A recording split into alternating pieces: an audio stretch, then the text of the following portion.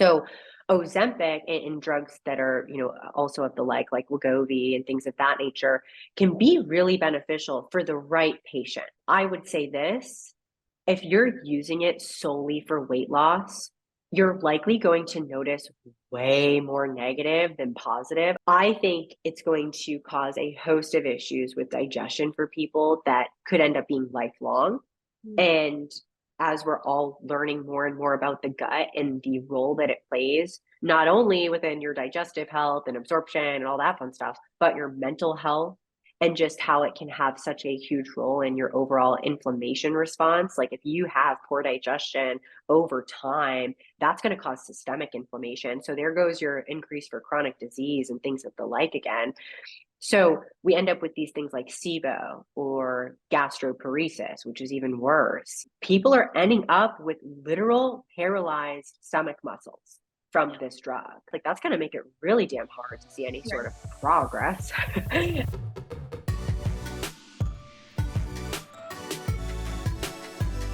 Hello and welcome to the Eat to Grow podcast. This is your host, Kelly, and co-host, Kate.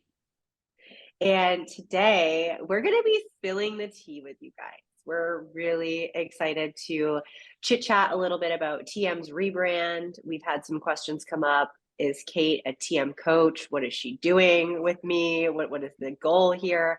What's the scoop on that?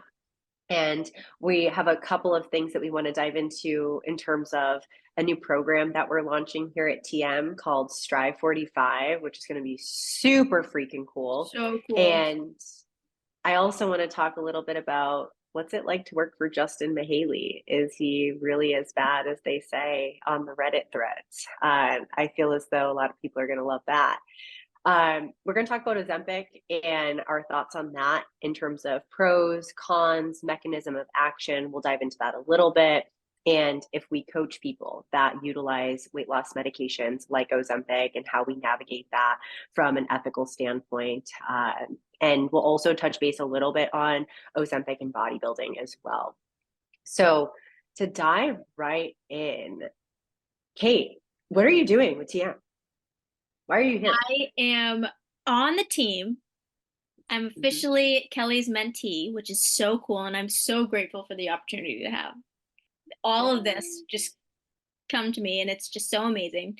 I worked so hard and I've been searching for something like this for the longest time. You know that, like the longest time. I've had so many different jobs that I've hated. And this is finally the one that I'm like, I don't mind working this much. I don't mind working this hard because I love it. And it's so cool. Yeah. I love that so much. And obviously, like, I'm super excited to have you here. JM is super excited to have you here. D is super excited. Everybody's excited. And Kate's already getting leads. So for those that like aren't familiar with all these like salesy terms, like leads are just like clients, potential clients, inquiries. And how many followers do you have on Instagram right now? On my nutrition one, I have like 162 or something. Yeah, that's pretty impressive for like a smaller audience to be able to start getting leads already. And we're like, what, 2 weeks in, maybe 3 now? It's not, it has not been long. Yeah. What do you think has been the hardest part so far? Definitely growing the Instagram because I have never experienced it. And I like when I started, it was so like, you feel so cringy when you start. Like you don't want to make videos. You don't want to have people see those. Like so weird. But once you start, you make one, and then you're like, okay, that wasn't that bad. Next week, make another one. You're like, okay, that's even better. Let's just keep doing it. And then you just get so comfortable with it that it doesn't feel like you're putting on a persona for people. It's like you're literally just talking to your friends at this point. So absolutely. I found that to be the hardest too when I first started trying to do like this, and not that I do social media, but like have a, an income related to marketing on socials. It felt so cringy and I was so embarrassed. I was like people from like high school and like that I grew up with, I'm like, oh no, like anyone from Tewksbury, don't follow this. Like, please I don't still tell Ty, I'm like, don't watch them, please. He was like, I don't know if I can yet. Yeah. I tell John that still. And like, if he ever comes home and I'm like doing like a story video, I get immediately so embarrassed. so embarrassed. And I'm like, oh, sorry. I was just, and he's like, it's fine. Like, he doesn't care. Like, he, especially at this point, he really is like, you do whatever you need to do, honey. Like, you're Right? fine. But I feel so embarrassed still. So I don't know if that ever fully goes away. I'd be curious to see, like, what Justin and Dee feel like if they still feel embarrassed. Probably Justin doesn't. I assume no Yeah. at this point. I wonder how Dee feels. I'll have to ask them. But yeah, no, I totally get that. And what do you feel has been the easiest part for you so far?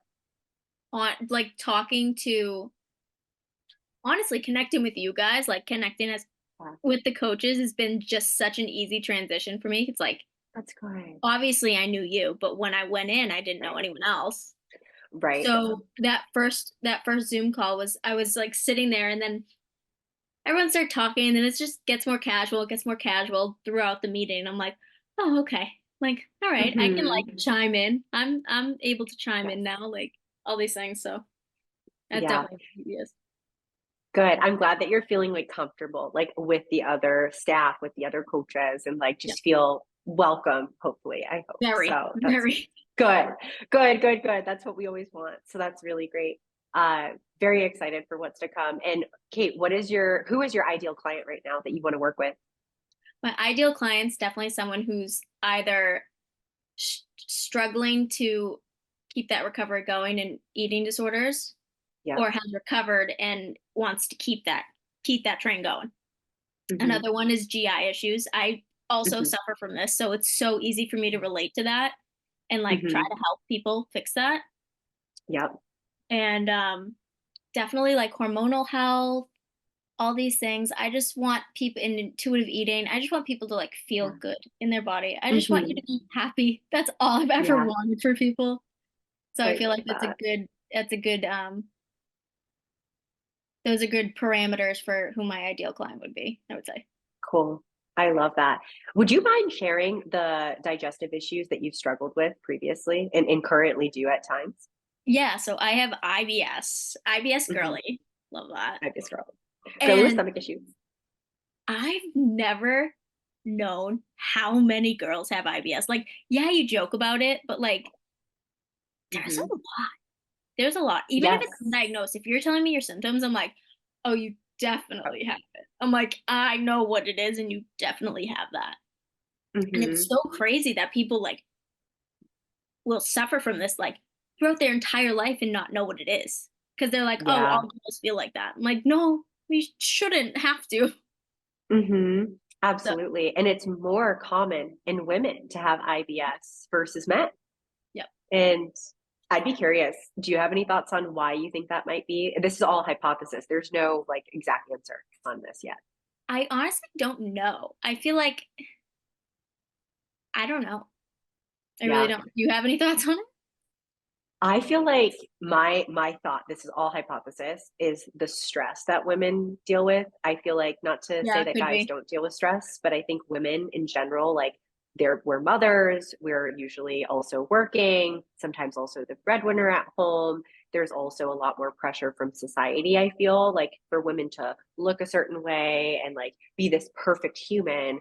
And there's just a lot of pressure, a lot of caretaking that goes on as a woman. Yeah. Even if you don't have kids, you're constantly like taking care of people around you. So I feel like there's probably a stress component there. There must be like higher stress, maybe hormonal too.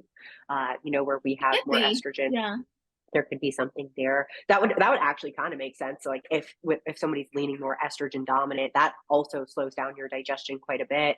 So maybe there's a relationship with the hormonal health, but I always think like I think women are under maybe a little bit more stress in Yeah, general. right. Like when we're coming home, I'm like, I always have a headache. I'm like holding my head, and Ty's just laying there. Yeah. He's just like so Oh, comfortable. And I'm like, oh, what a hard day you had. Right. yes. And I He know John works really hard. He has like a laborious job now. So like I know he's like physically does work very hard. exhausted. I am not diminishing anything that Yeah, he does during the day, which I could I never do. know. He works so hard. But I know. I, which is yeah. we handle stress differently, and I think Yes. that's a big part of it. It's the way you Hmm. handle stress and how it makes you feel. And it's, like he could be very stressed and not show Yeah. it and just be able to cope Oh with it yeah. way better than me, maybe. But Hmm. Hmm. I hear anyways, that. And I think too, like women, we're ready to just take everything and anything on because it's kind of like what we're supposed to do is like we're supposed to do all these different roles Mhm. and it's hard to say no to things. So then you just end up being stretched very thin as a woman, I feel. So that's yeah, that's my Yeah. hypothesis. Well, thank you for sharing. With your IBS, what kind of symptoms do you get? I get wicked bad stomach pains, like really bad, Okay. like aching. Yeah. There was one time where it was a shooting pain. I had to go to the hospital. It was awful. Oh, And it was at like 2 in the morning, of course. Why wouldn't it be? that's But brutal. yeah, Yeah. it was really, really bad. And that's when I ended up going to the doctors and I was like, Hmm. something's wrong. Like I shouldn't feel like this. So Yeah. like my advice to anyone listening, to anyone that's suffering from this, just go to the doctor. Just please Yeah. just get yourself checked out. Cause then she referred me to a gastroenterologist.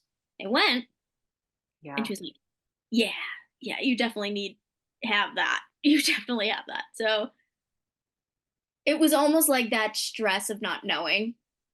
And Hmm. then when I found out, knowing what it was, and I have the pills, it's just if needed, I take them. Right. What Um, kind of meds do they have you on?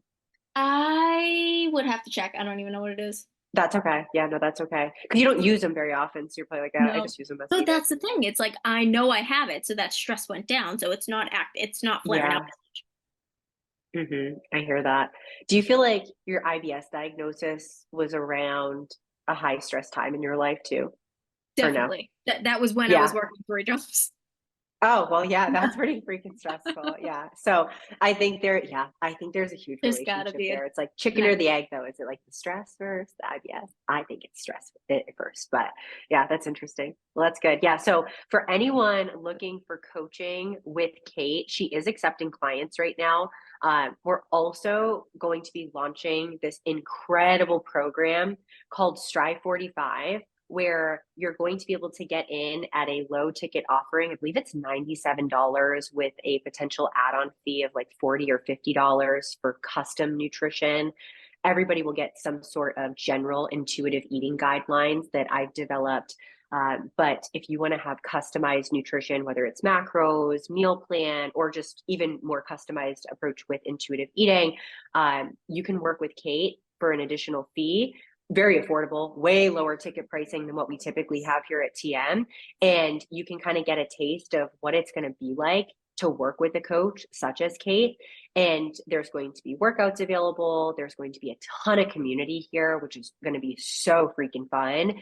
And just a lot of interaction, hands on work with the coaches here. So, for those interested in working with Kate, you can apply by going to her Instagram, click the link in her bio. You can fill out the application there. And if you want to sign up for Strive 45, you can also sign up for that on the TM site. And if you have a specific coach that you want to work with, such as Kate, you can write that and we'll make sure that we get you set up with Kate. So very excited to have I you on know. the team, Kate.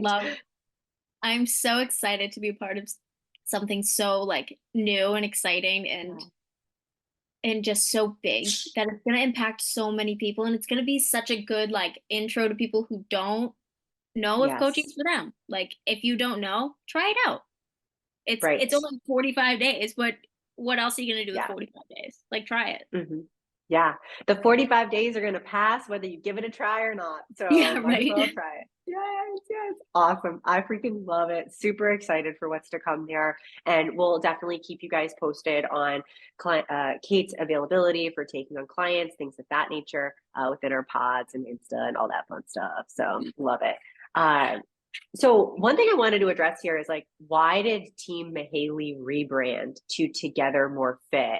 I think there's been a little bit of controversy about this, and I can speak from it because I was with TM at the very beginning when we kind of had a more dogmatic mentality of like, you're either hitting your protocol or you're not. And if you're not disciplined and get off the team type mentality. And like, that's how it really was around here and we were big into the bodybuilding space. We still work with like a ton of competitors. I'd say Justin and Danielle, and maybe even Austin, are kind of like the spearheading of that now. I still work with some competitors because I've just worked with these people for like 5 years at a time. And I love it, but I'm really not looking to take on new competitors at this time.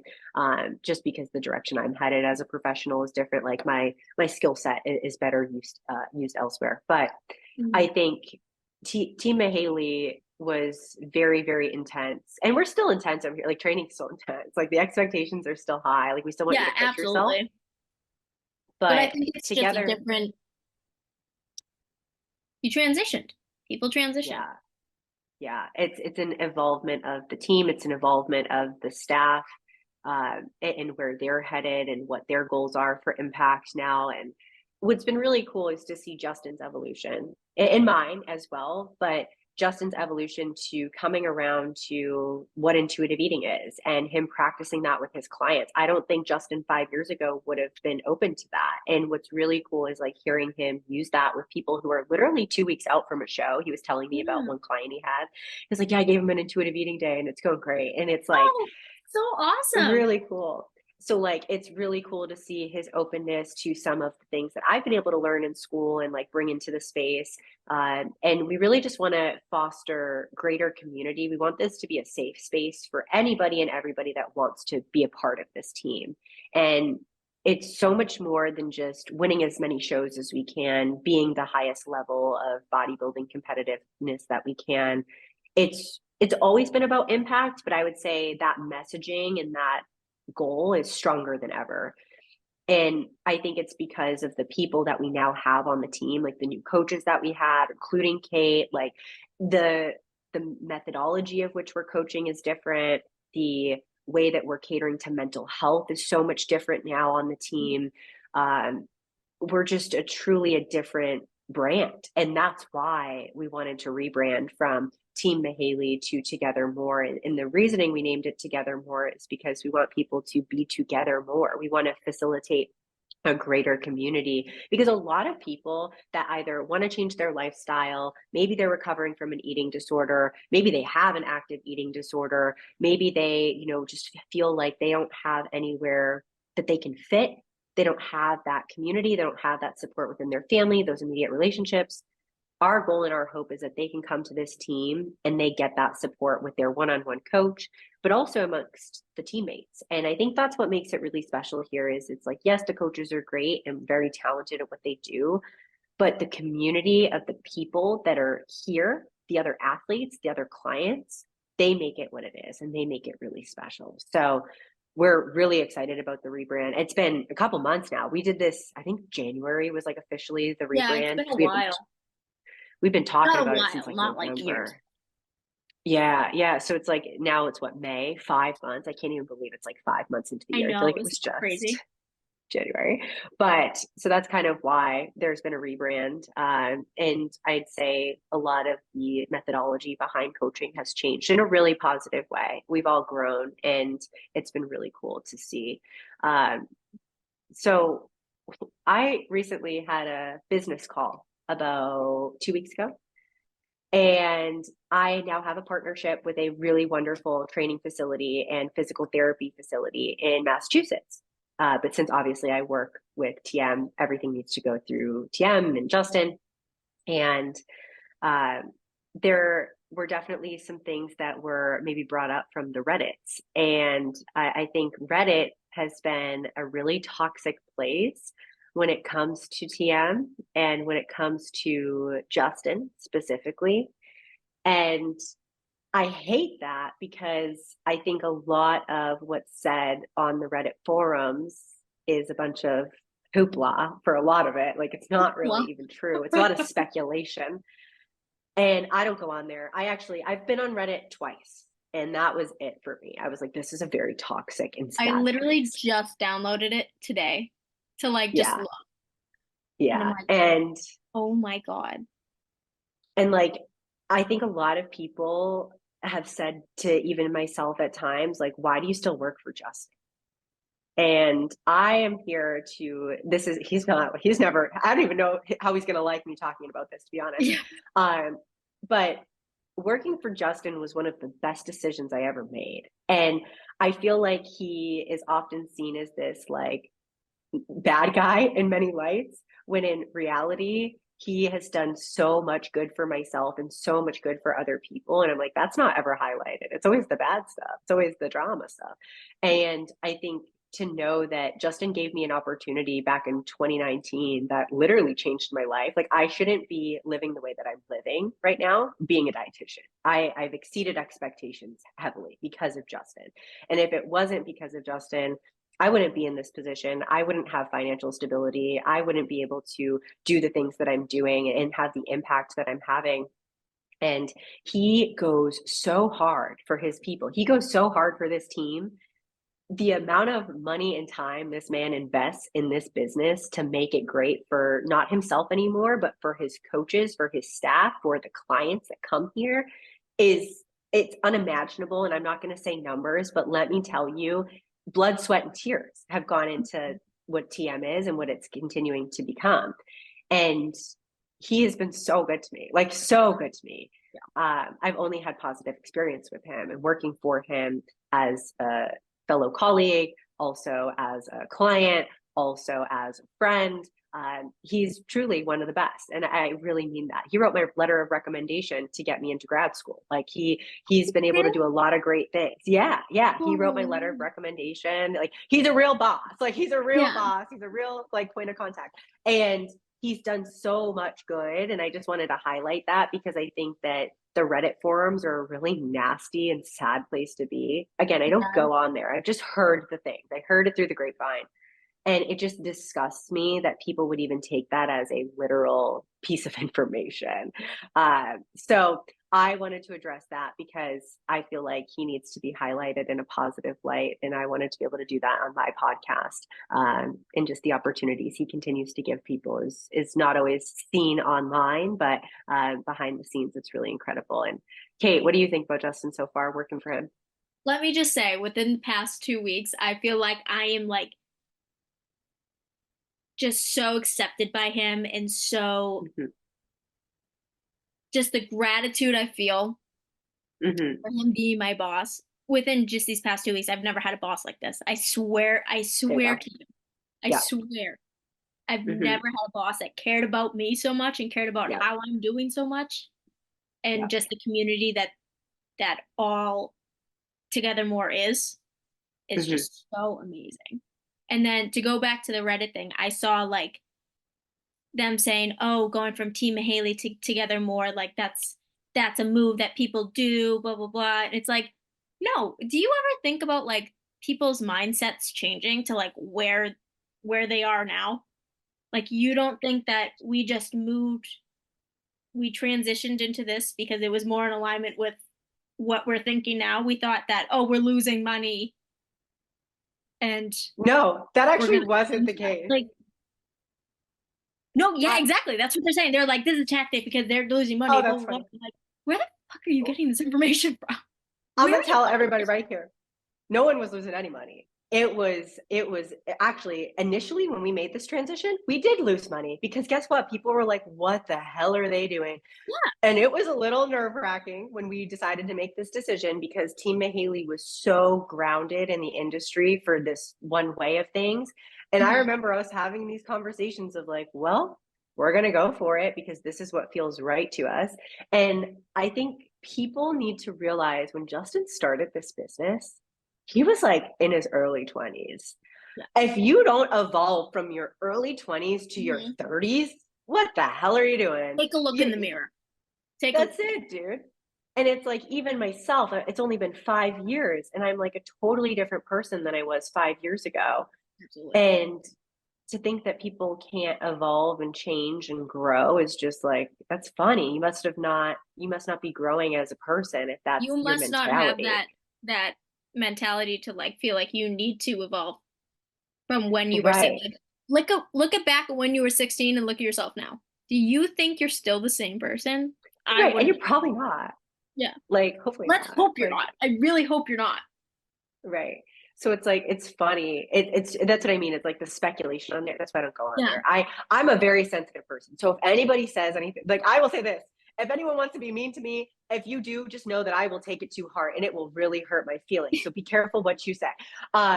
that's why I don't go on things like that. But I've just heard like some really nasty, crazy stuff. And I'm like, it's so sad because I'm like, oh gosh, like there's some really positive things that he's done. And I don't think those are ever highlighted. So like, I know, let's it's take so a awful. moment.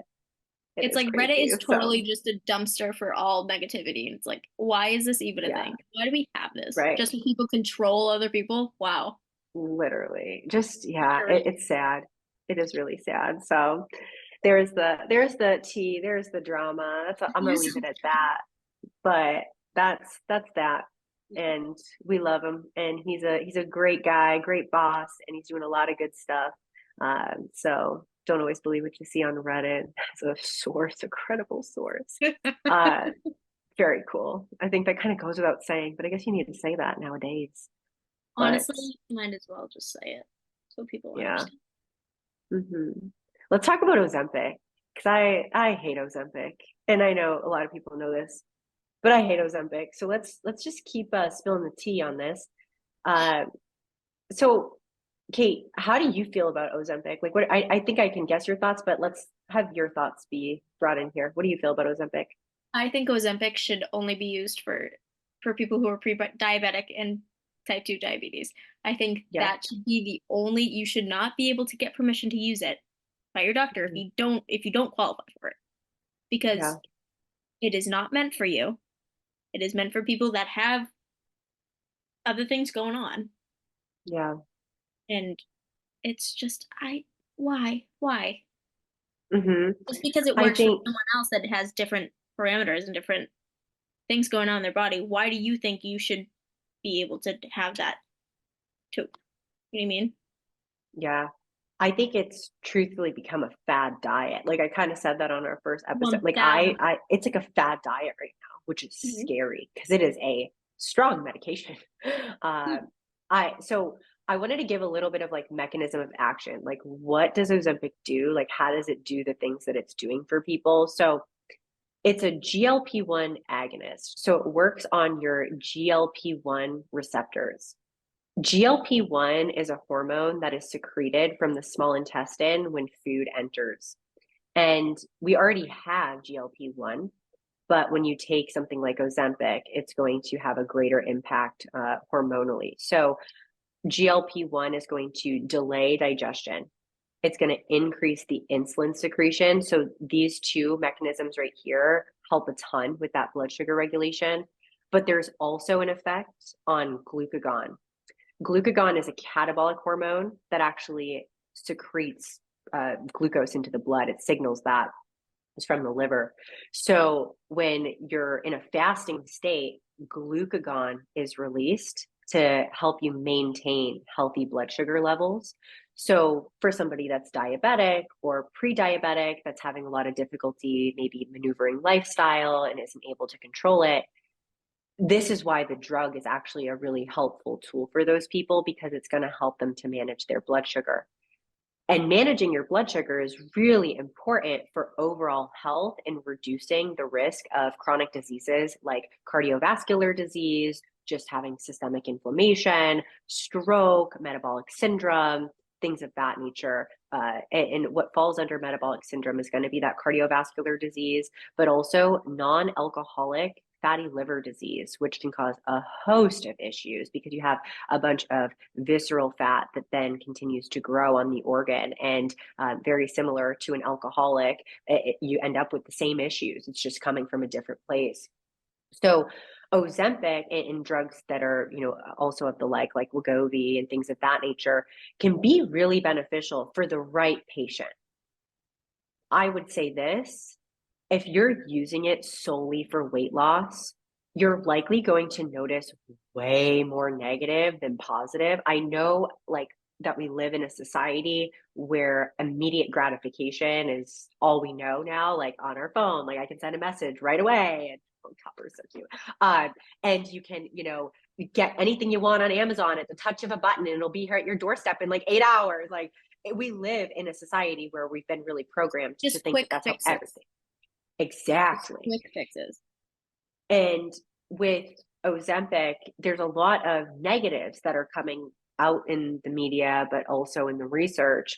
for people that really shouldn't be on it. So I want that to be clear. Like, there is a patient that could benefit from Ozempic. They have diabetes. Great. Let's give it to them. That's fantastic. And that's why it sucked when all of these celebrities and everybody was getting it, and then the diabetics ran out of their medication Yeah, that the they shortages need. were just happening. It's like, It was wow, that's crazy. And now you can just go to a med spa where I go to get my Dysport every like 6 to 9 months, or my filler every 2 years. They're doing Ozempic shots. And it's like, dude, this is not it.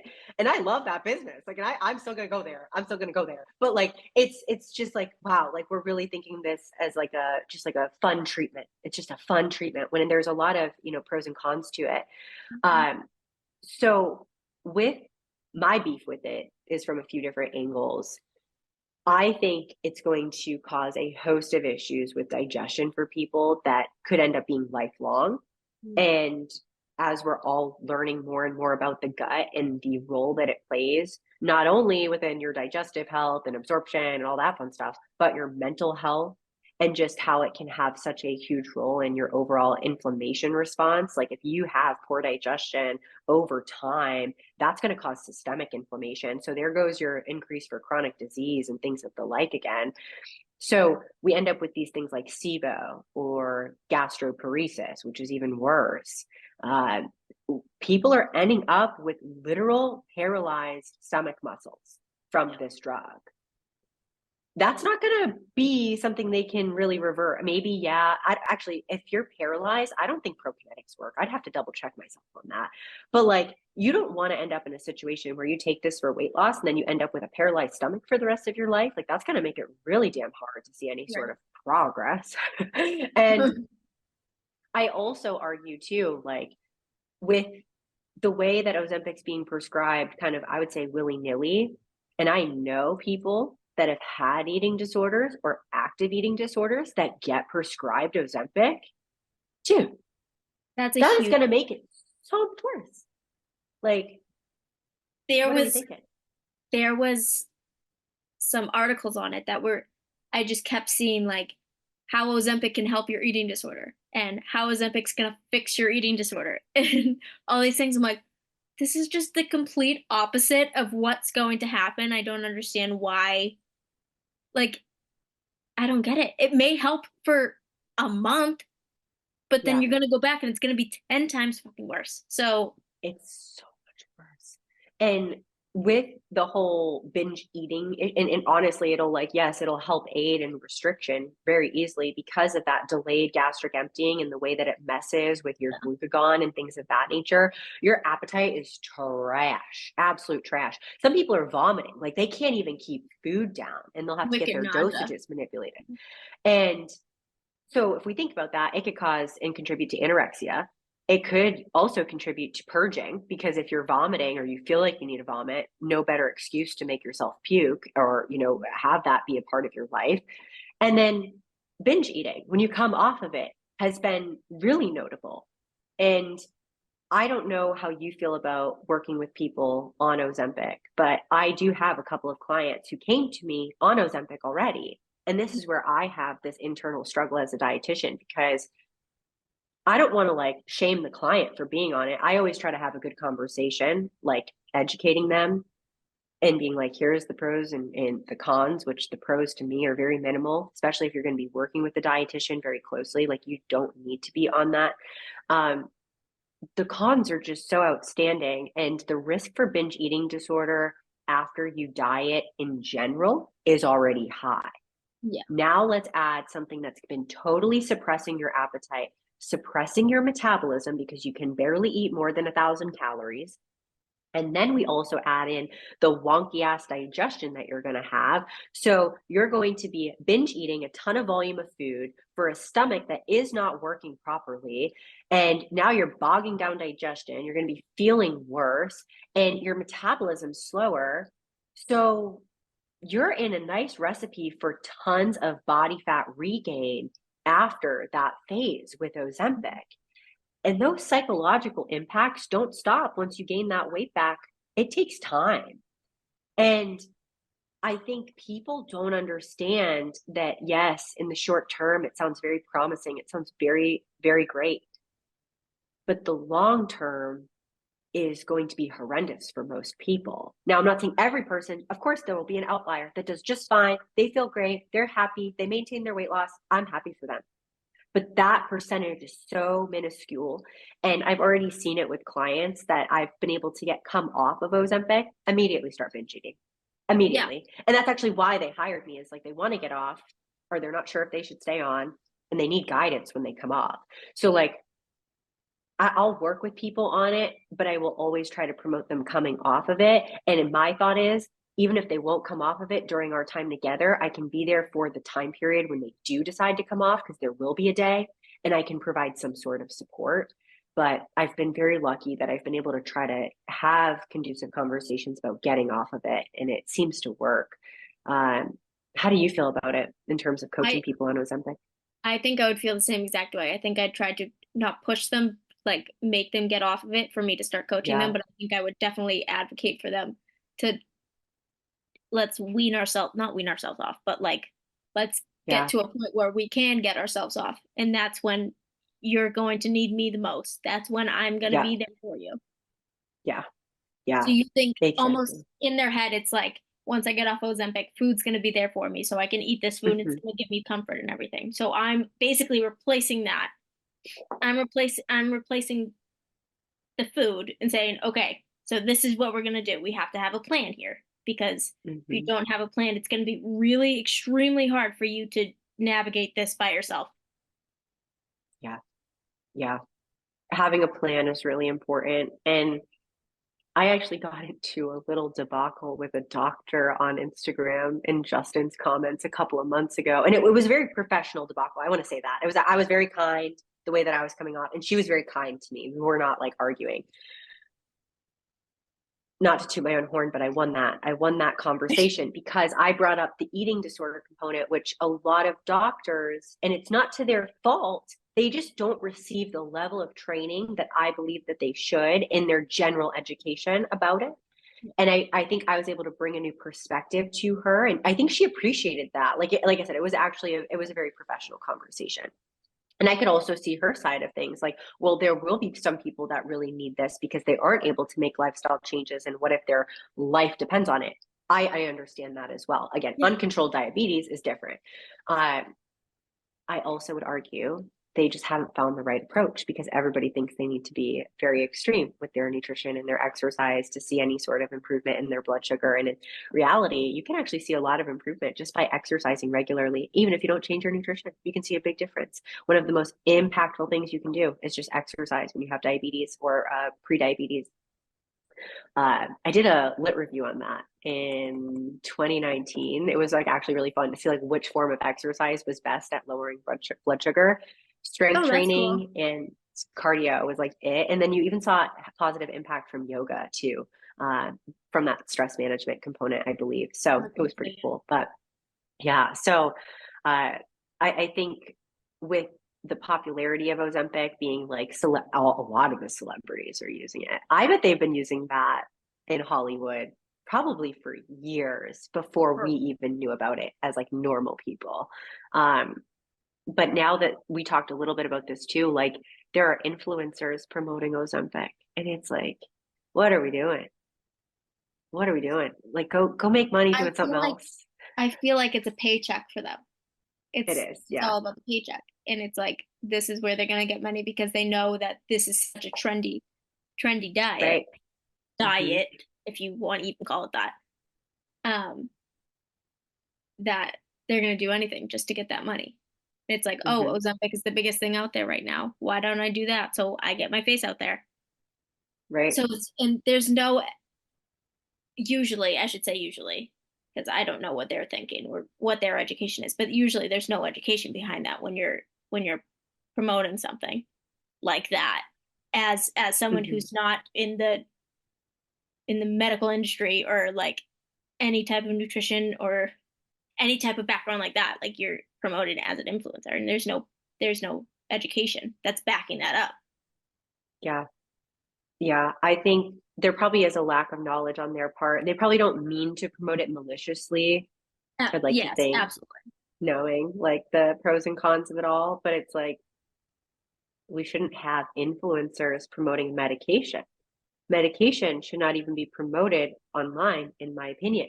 I think we shouldn't even have commercials about certain brands of medication because it just really showcases the business aspect of the pharmacology industry, and that's a bit problematic here in America as is. Obviously, we need medications, and I'm grateful that we have medications, but it's just the way that we go about marketing them and the way that we try to almost like push bias onto people with like these catchy jingles. And it's like I mean, even like the Ozempic, I didn't even realize that that was the same thing. It was Ozempic, that Oh thing. yeah. And it's like, we have these just, I don't know, tons of like marketability towards specific meds. And it's like, what is the end goal with that? And it comes back to money.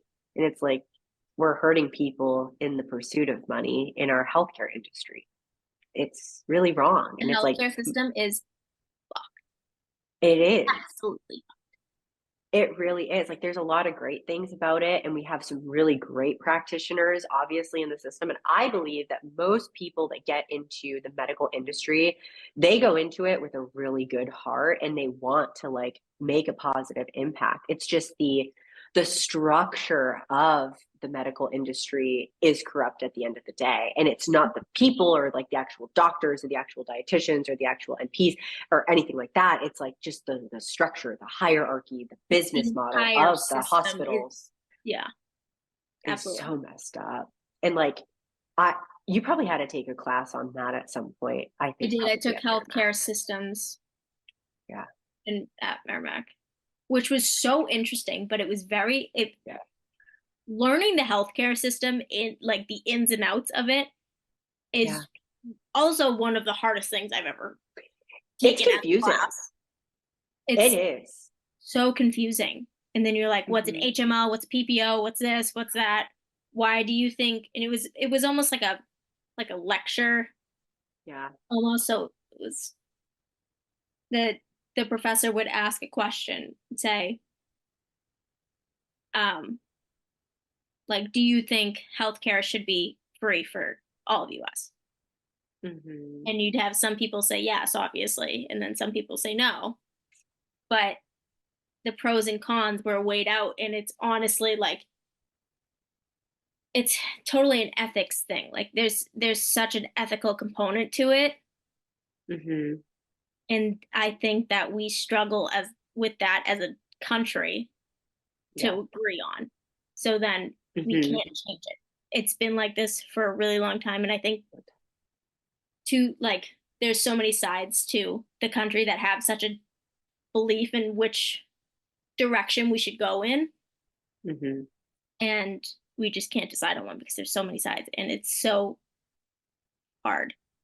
Yeah. That makes sense. I have some clients in Canada that I work with, and it's really They have interesting free to healthcare, I hear. think. Yeah, they do. Here's the negative about that. They have a lot of difficulty getting in with a practitioner. It is so hard. And that's one of my clients that I speak with on a weekly basis. We've been talking about some digestive issues she's having. Long story short, she's working with a functional medicine doctor and her conventional. And she's like telling me, she's like, oh yeah, with the conventional doctor, like I can't even like get, no, I'd say upset at their recommendations, but like I can't lose that primary care doctor because if I, break We'll never bridges with get another her, I'm never getting another one. Not that we were trying to promote her to do that, but like the one. whole conversation was just like we need further testing for some things, and usually they won't. So in Canada, they won't let them see their blood work, which is weird. That's crazy. In America, we can see our blood work.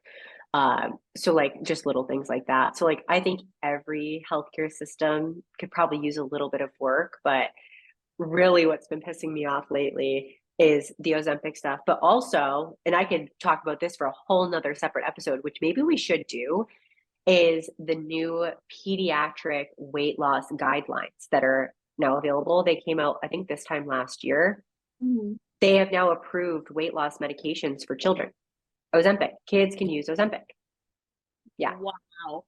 Yeah. That could be a whole deep dive for us, but like it just is really highlighting the flaws and the lack of education that is surrounding eating disorders and what can promote eating disorders.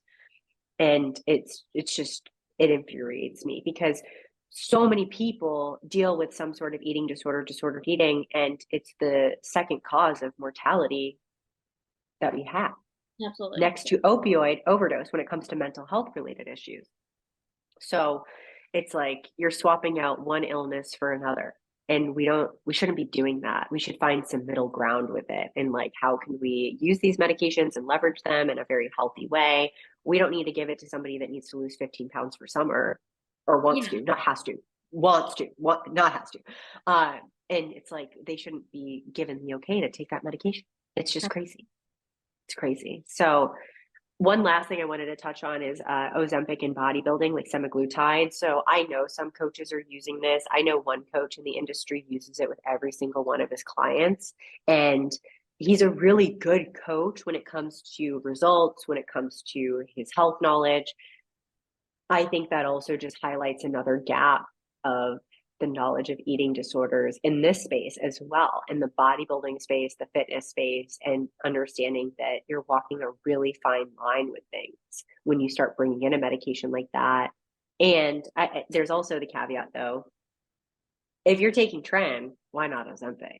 Because if you're already okay with taking, a very intense anabolic steroid, then why not also add in something else? Like at that point, it's kind of like all options are open. So I guess that's also like I don't know, ethical debate that you could have. Um, Kate, I know that you're not into the bodybuilding space as much, Mhm. but what are your thoughts on prep coaches using semaglutide with what you know about how they can lose muscle as they're taking it and things of that nature? Yeah, I think if the coach and the client have enough education on it and know the risks, one, definitely have to know the risks. If the client doesn't, then I think you should absolutely disclose that. Mm-hmm. To only do it if you're going to do it, if you're going to use this in one of the protocols, but when it's going to be show week or whenever your show day Mm-hmm. is, if it's within a small period of time and that coach is there after the show day and for the after effects and everything, Mm-hmm. then I think it's okay. And as long as that coach knows that this also can deteriorate muscle, like if Mm-hmm. you want that, if you want to somehow that might help. I'm not sure. I'm not very well versed in the bodybuilding community, but um if if they want that and you know the side effects, you know that all things you need to disclose to your client, then I mean, do it as long as you're not doing it for two. Mm-hmm. Also an ethical thing you need to go through in your head. Yeah. Yeah, it's pretty crazy. That's like where my caveat is with it. I know that people are probably taking anabolics alongside it, so it probably counteracts a lot of the muscle loss. But I'm like, if we think about it, because that's also one thing I didn't really touch base on is like when you're losing weight with Ozempic, you lose more muscle than you would Yeah. if you were just dieting alone. And I'm like, for bodybuilding, I just feel like there are other things It's you could counteracting. exercise It doesn't seem first. like it would be a good thing for Yeah, someone, but I guess if you are using it with anabolic steroids, then yeah, it's probably there's different. two sides of it. But I think that's going to be a drug that we see really become popular in the bodybuilding space because of the appetite suppressant nature of it and people having such difficulty with adhering to their protocols at the end of a prep because it is so extreme. And this is big reason why I decided to remove myself from the space in pursuing that as goals. Not that I would be utilizing that for my prep, but it's a very big ethical debate, I guess, for myself at least at this point in my own career and as a person. So yeah, it's interesting. It'll be interesting to see how many messed up SIBO cases I end up fixing from preps that were using and abusing semaglutide. That'll be my role. It's just Yeah. fixing everybody. You too, Kate. That's going to I be what know. we do. We're just going to be fixing these people. So, but that's good. That's what we want to do. We want to be the people that can help. So I feel like that's a good deep dive for right now. I think we should do an episode on the pediatric guidelines. We'll need to really like thoroughly go through them, really prepare for that one. But think that could be cool. And also talk about like maybe some pediatric nutrition related things as I well. would That could love be to fun. learn more about that. I think that's very Yeah, interesting. Yeah, I would love to learn cool. more. I can send resources too. We can talk about that. I've been toying with the idea of wanting to do eating disorder work with adolescents. I don't know how I would maybe market that, how I would get that funnel. But I really do love working with kids. I know you do too. Like you love kids. So I feel like we could probably do really good with that. That could be a whole Mhm. nother area to explore. But all of that to say, I think we spilled some tea today. I think we did. The tea has been spilled And I'm on excited all to see, things.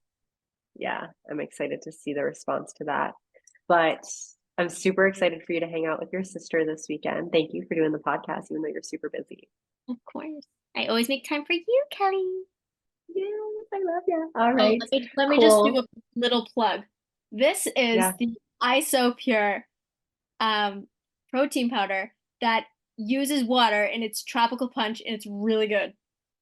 So if you Oh, don't like milk, try this. But I put 2 scoops in it because it's only 20 grams, so I did 40 grams. nice. And Okay. it's a Love. small blender bottle. It's so That's good. great. That's awesome. Hmm. Good plug. Yeah, I think Kate had Little a good plug post there. yesterday on like different protein shakes too for people that don't like protein powders. Because I know that's like a different taste. It is. It's just a different taste than like the ready-made protein shakes. Mm. But that's awesome. I love that. Just getting a protein in. We love to see it. I am getting Amazing. strong. Getting strong, girly. Okay. We will see you guys next week. Have a great weekend. Have so much fun.